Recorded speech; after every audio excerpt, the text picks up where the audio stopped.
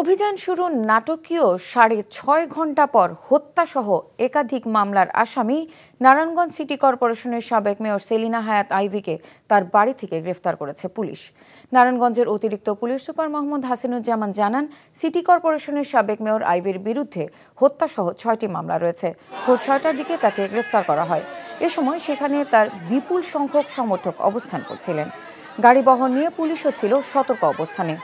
এর আগে বৃহস্পতিবার রাত 11:30টার দিকে আইভীকে গ্রেফতারের জন্য নারায়ণগঞ্জ জেলা শহরের দেওভোগ এলাকায় তার নতুন বাড়িতে অভিযান চালায় পুলিশ। এ সময় খবর পেয়ে আইভীর সমর্থকেরা বাড়িটির সামনে অবস্থান নেন এবং দুটি সড়কের 10-15টি পয়েন্টে বাঁশ দিয়ে অবরোধ করেন। রাতে তাকে গ্রেফতার করতে গেলে সে সময় তিনি পুলিশের সঙ্গে যেতে রাজি হননি।